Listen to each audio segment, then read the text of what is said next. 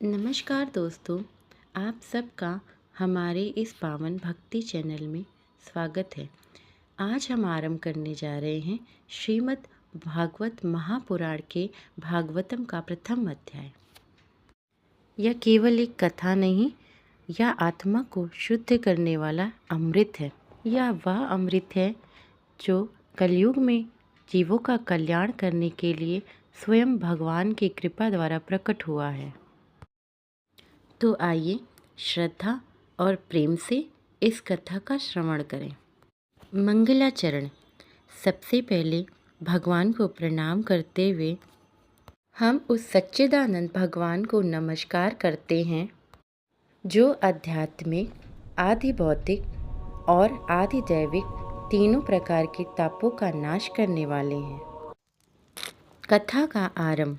एक समय की बात है, पवित्र नैमिषारण्य में सौनक आदि 88,000 ऋषि दीर्घकालीन यज्ञ कर रहे थे।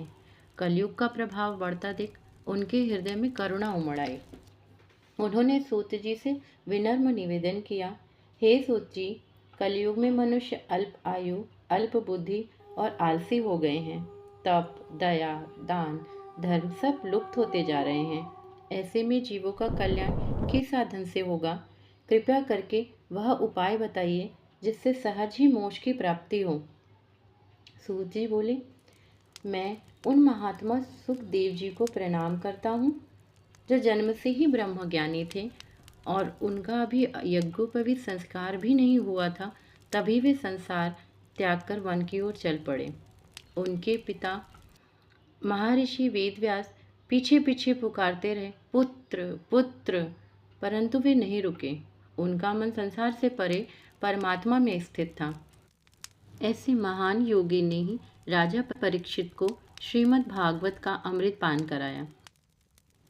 तब ऋषियों ने सूत जी से पूछा, कलयुग में सत्य का लोप होगा, तप और ब्रह्मचर्य का अभाव होगा और धर्म क्षीण हो जाएंगे। लोग केवल उदर पूर्ति के लिए लगे रहेंगे। संबंधों का त्याग होगा। धर्म का आचरण केवल दिखावे के लिए होगा। तीर्थों की महिमा भी कम होती जाएगी। ऐसे भयंकर समय में कौन जीवों का उद्धार करेगा? सूत जी बोले, हे ऋषियों, पूर्व काल में इस भागवत अमृत को देवर्षि नारद ने स्वयं ब्रह्मा जी के मुख से सुना था। सृष्टि के प्रारंभ में जब ब्रह्मा जी तप में लीन थे, तब भगवान ने उनके हृदय में भागवत तत्व का प्रकाश किया। ब्रह्मा जी ने यह ज्ञान नारद जी को दिया, नारद जी ने व्यास जी को, और व्यास जी ने सुखदेव जी को, और सुखदेव जी ने राजा परीक्षित को। महर्षि सुखदेव जी से राजा परीक्षित ने श्रद्धा से भागवत सुनी और मोक्ष को पाया। तो ब्रह्मा जी को बड़ा आश्चर्य हुआ। उन्होंने सतलोक से एक दिव्य तराजू मंगवाया। एक पलड़े में रखे गए तप, यज्ञ, दान, व्रत, तीर्थ, योग या अन्य सभी साधन, और दूसरे पलड़े में रखी गई श्रीमद् भागवत। जो ही भागवत रखी गई, अन्य सभी साधनों का पलड़ा ऊपर उठ गया और भागवत का पलड़ा नीचे झुक गया। सभी साधन हल्के सिद्ध हुए। तभी ऋषियों ने निश्चय किया, कलयुग में श्रीमद् भागवत ही तत्काल मोक्ष देने वाली है। सूत जी बोले, जब राजा परीक्षित को सुखदेव जी कथा सुना रहे थे, तभी स्वर्ग से देवता चिंतित हो उठे। अब वे अमृत कलश लेकर के आए और महर्षि से बोले कि आप हमें ये भागवत दे दीजिए और हमसे ये अमृत ले लीजिए। तब सुखदेव जी मुस्कुराए और उन्होंने कहा, अमृत तो शरीर को अमर करता है, पर श्रीमद् भागवत आत्मा को अमर करती है। सुखदेव जी जानते थे कि देवताओं के हृदय में अभी भी निष्कपट भागवत भक्ति पूर्ण रूप से जागृत नहीं है। उनके भीतर अभी भी पद और सुख की कामना शेष है। उन्होंने कहा, भागवत कथा उसी को मिलती है जिसके जन्म जन्मांतर के पुण्य उदित हो गए हों और जिसके हृदय में सच्ची तृष्णा हो भगवान के चरणों की। राजा परीक्षित मृत्यु के निकट थे। ना उन्हें राज्य चाहिए था और ना ही स्वर्ग। उनके हृदय में केवल एक ही जिज्ञासा थी, मैं मृत्यु से पहले भगवान को कैसे प्राप्त करूं? यही उनकी पात्रता थी। इसीलिए कथा उन्हें मिली, देवताओं को नहीं। सुखदेव जी ने शांत स्वर में कहा कि अमृत शरीर को अमर करता है, परंतु श्रीमद् भागवत आत्मा को अमर करती है। और सुनो, भगवान केवल भक्ति से मिलते हैं, ना स्वर्ग से, ना पद से, ना अमृत से। देवता मौन हो जाते हैं। वे समझ जाते हैं कि भागवत कोई वस्तु नहीं, वह तो पात्रता से मिलती है। कलयुग में यदि कोई सच्चे मन से भागवत सुन ले तो उसका जीवन धन्य हो जाता है। सूत जी ने आगे कहा, ब्रह्मा जी ने इस दिव्य ज्ञान को अपने मानस पुत्रों और नारद जी को प्रदान किया। यद्यपि नारद जी पहले से ही ब्रह्मा जी के मुख से कथा सुन चुके थे, फिर भी कलयुग में सप्ताह श्रवण की विशेष विधि उन्हें सनकादिक ऋषियों ने ही बताई थी। सूत जी ने आगे कहा, एक बार देवर्षि नारद बीड़ा बजाते हुए नारायण नारायण का उच्चारण करते हुए तीनों लोकों में भ्रमण कर रहे थे। वे पृथ्वी लोक पर आए। पहले वे पवित्र तीर्थों में गए, गंगा तट पर गए, प्रयाग, पुष्कर, काशी जैसे दिव्य स्थानों पर भ्रमण किया। उन्होंने देखा मंदिरों में भीड़ है, घंटियां बज रही हैं, आरती हो रही है, परंतु मन कहीं और है। लोग भगवान के सामने तो खड़े हैं, पर मन व्यापार में लगा हुआ है। दान दिया जा रहा है, पर प्रसिद्धि की इच्छा से। यज्ञ हो रहे हैं, पर फल की आकांक्षा से। नारद जी का हृदय कांप उठा।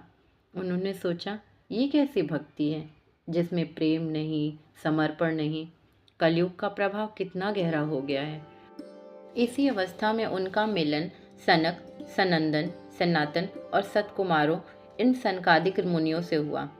उन्होंने विनम्रता से पूछा, हे देवर्षि, आप तो सदा आनंद स्वरूप रहते हैं, आज क्या हो गया? आपके मुख पर उदासी क्यों? नारद जी ने गहरी सांस ली। हे मुनियों, मैं पृथ्वी लोक से आ रहा हूँ। वहाँ का दृश्य देखकर मेरा हृदय अत्यंत दुखी है। कलयुग में मनुष्य की बुद्धि हर ली है, सत्य का लोप हो गया है, तप और ब्रह्मचर्य दुर्लभ हो गए हैं, संतों का सम्मान भी घट गया है। लोग धर्म का आचरण करते हैं, पर केवल दिखावे के लिए, भक्ति का नाम ही नहीं है। सनकादिक बोले, क्या आपने कोई विशेष घटना देखी? नारद जी बोले, हाँ, और वही दृश्य मेरे हृदय को व्यथित कर रहा है। मैं यमुना के पावन तट पर पहुंचा। वहां का वातावरण शांत था, संध्या का समय था। अचानक मेरी दृष्टि एक विलक्षण दृश्य पर पड़ी।